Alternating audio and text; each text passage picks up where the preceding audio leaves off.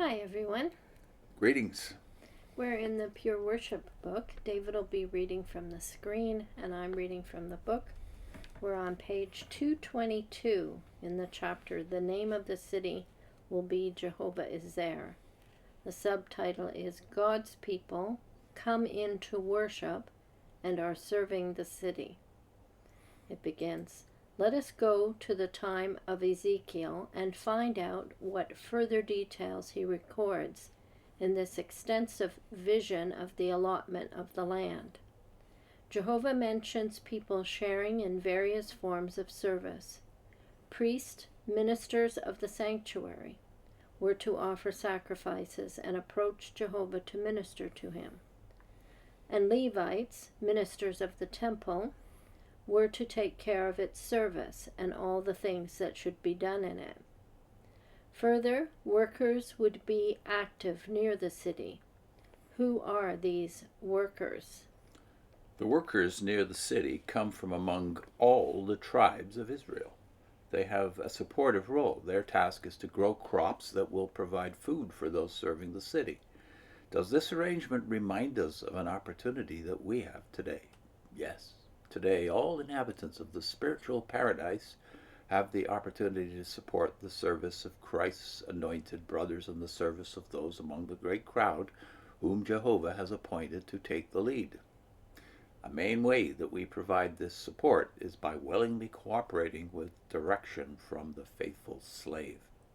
Ezekiel's vision contains yet another detail from which we can derive a lesson regarding our ministry. What detail? Jehovah mentions that members of the 12 non-Levite tribes would be active in two locations, in the temple courtyard and on the city's pasture land. What is their activity in each location? In the courtyard of the temple, all tribes come in to worship by offering sacrifices to Jehovah. On the land of the city, members of all tribes come to support the city by cultivating its land. What can we learn from the example of these workers? Today, members of the great crowd have the opportunity to engage in activities similar to those carried out in Ezekiel's vision. They worship Jehovah in his temple by offering sacrifices of praise. They do so by sharing in the preaching work and by expressing their faith aloud at Christian meetings. They view the rendering of direct worship to Jehovah as their foremost responsibility. In addition, many among God's people are able to support God's organization in numerous practical ways. For instance, they help in constructing and maintaining kingdom halls, branch facilities, and they assist in many other projects initiated by Jehovah's organization. Others support these projects with their financial contributions. They do all such cultivating of the land, so to speak, for God's glory. They carry out their work zealously and joyfully because they know that Jehovah is well pleased with such sacrifices. Are you taking full advantage of these opportunities? I was struck immediately by, here we got 4 paragraphs, 3 of them pretty fat. What is it all but a repudiation of what you said you did a few years ago? You said that you have abandoned types unless we're given explicit permission by the text itself to go to types and shadows. Yeah, but what this are you whole doing thing is, none of the things you can take literally. None of the things can mean what they actually mean. Yeah. City isn't a city. Priests aren't priests. Land isn't land. Yeah, it's all to point you to God's organization. Yeah. A phrase that's not even a biblical phrase, but you use it here. Yes, challenge your JW loved ones. We know that most of the people who watch our videos are ex-witnesses or people who are on the edge. Mm-hmm. But challenge yourself, but also challenge your loved ones who are still embedded in it. Where is the organization? Well, they have to go looking for the word, and they usually think it is in there. That's the insidiousness of the brainwashing. But the point is that they have to find it everywhere. And in this 9 whole chapters of Ezekiel, from 40 onwards, you're finding prophecies of yourself in what is actually prophecy. It's not types and shadows here. This is actually prophetic word, and it has explicit words in it for a future for somebody, but not you. Yeah, yeah. And even the way they turn things into it being about supporting them financially. In this text, it was supporting with food. Well, we don't support them with food. You know, we don't give out the spiritual food. They say they do that. So then, even on the first level of types and shadows, it falls down because who's feeding whom? Yeah. Yeah. Which they admit here. But all these building projects that they allude to, when they get to, what's the phrase they use here? Projects initiated by Jehovah's organization, and by this they're talking about facilities, branch facilities, kingdom halls, etc. Yeah. We know how much they've got invested in property today. Yeah. Is the early church invested in property? No. So where's money in the Old Testament? Like in the early church, when you think about where was money talked about and what did they do with it? It was we have to feed the widows and those that are poor in our communities. We have to help congregations that are in need. So a gift is made and they send it to the place where there's a famine. They're putting their resources in each other, in people. In people, not in buildings. So the history of the early church tells you a very clear story. Up until at least the end of the 3rd to the beginning of the 4th century, churches were not invested in buildings. They were invested in people. Yeah. And so what's the idea in your organization? Well, we know. Yeah. It's shifted now from a printing empire, which it was for 100 years or more, to a real estate empire, just in the last 20 to 30 years. Now it's a media empire. Yeah. This is of course a repudiation of even your own history, let alone what the Bible says about what God's church is about. They keep on saying that they're following Bible examples, but the early church didn't need buildings because they were all meeting at the synagogue. And in private homes. And then they would fellowship in private homes. But you've turned here, the part of the picture, which is there from 40 to 48, you've turned part of that picture, namely the temple and the sacrifices, into something else. What are temple and sacrifices about? According to you, it's about the work you do using your mouths in the preaching work and expressing your faith aloud at your kingdom halls. Yeah. Well, this is all typology. Yeah. Where would you see any of this? Not just in the Old Testament, not just in the prophecies, but even in the New Testament. Yeah, you don't see them there. So when you get to the book they actually reference toward the end of this is Hebrews in the New Testament. Mm-hmm. And I know what they're doing here because I used to use the same passage about fruit of the lips, remember? Mm-hmm. As if that was somehow an anticipation of our preaching work. But I know better because in Hebrews it's not about preaching. Yeah. Yeah. So what is Hebrews talking about in the context? So they only say Hebrews 13:16. Well, you want to read more verses, right? So we're going to start at the beginning. Yeah, let's start from 13:1 and work our way down to 17, because there are a lot of lessons here for us. Mm-hmm. But you've only taken the verse you like, which is fruit of the lips, and God being well pleased with such sacrifices. Yeah, so it's telling you behaviors within a church or a congregation, right? Yeah. Okay, so let your brotherly love continue. Do not forget hospitality, for through it some unknowingly entertained angels. Keep in mind those in prison, as though you were imprisoned with them, and those being mistreated, since you yourselves also are in the body. So far we've got hospitality, brotherly love, hospitality, and even prison ministry. Prison ministry, okay. Okay. Let marriage be honorable among all, and let the marriage bed be without defilement, for God will judge sexually immoral people and adulterers. Let your way of life be free from the love of money, while you are content with the present things. For he has said, I will never leave you and I will never abandon you, so that we may be of good courage and say, Jehovah is my helper. I'm using the New World Translation. I will not be afraid. What can man do to me? Well, let's just comment on that.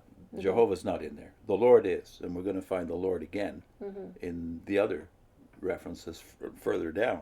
And again, what we got here is people being conscious of their conduct.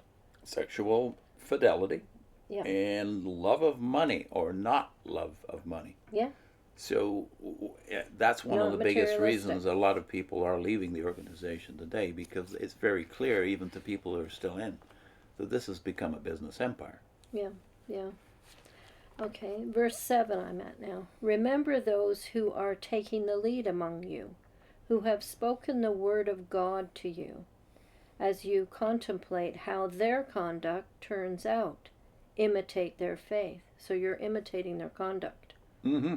And they've already been talking about conduct. And what is their ministry verses. about? Well, those who have spoken the word of God to you. Yeah. What does that mean? I think you have the hint in the next verse. Jesus Christ is the same yesterday and today and forever. And also verse 9.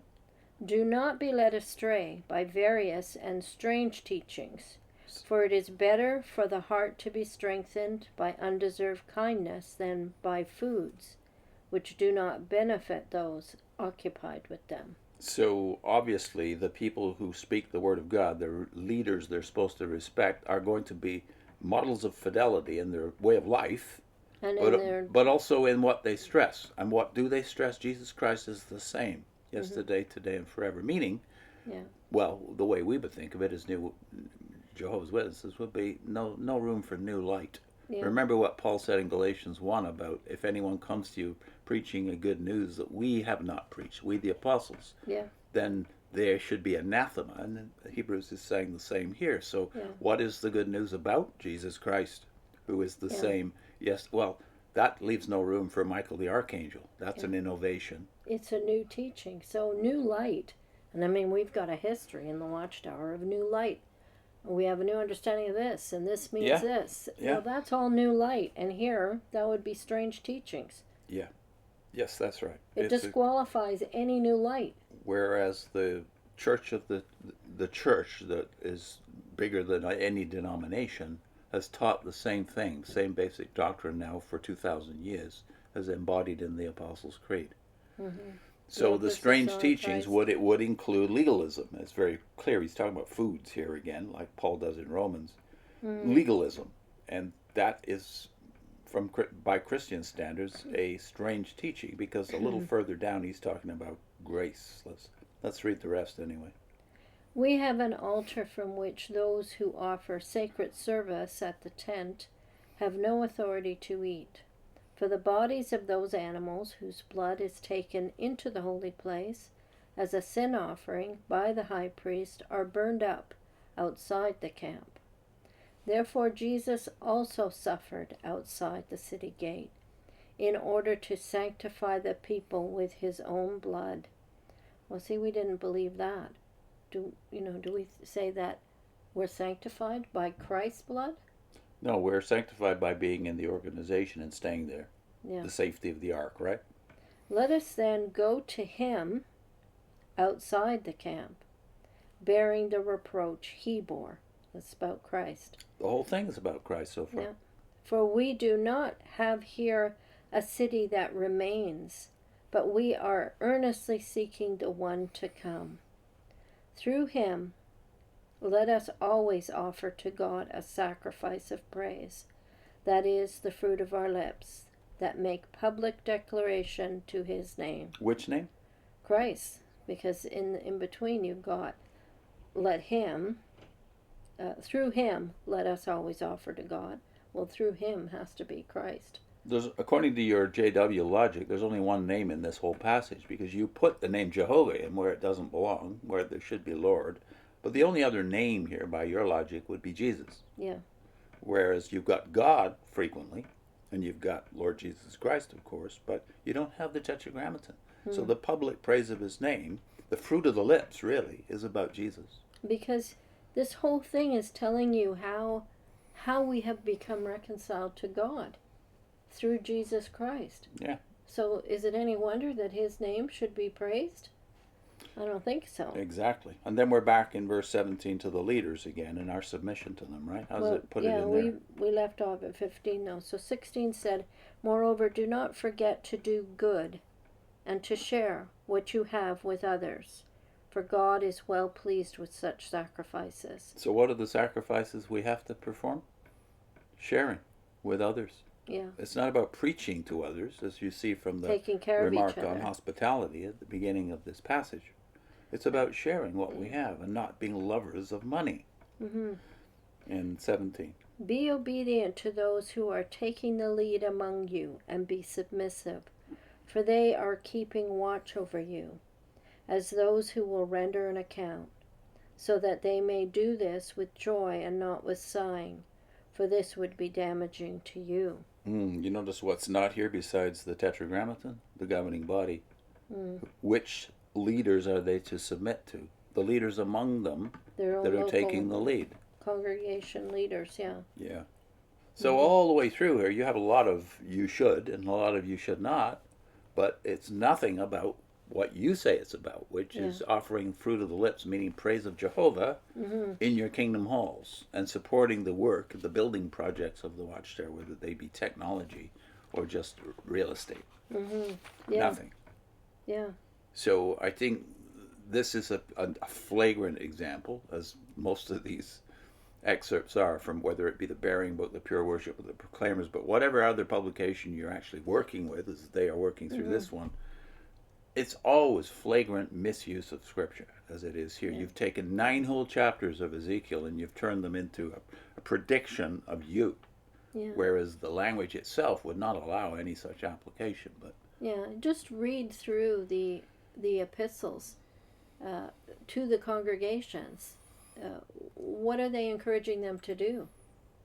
It's these kinds of things that they're encouraging them to do, to take care of each other's needs, to build up the church, not to go out preaching, but to build each other up. And through that, people will notice their love for one another, their generosity for one another, and they'll be attracted to it. They'll know you by your love, not by your mouth.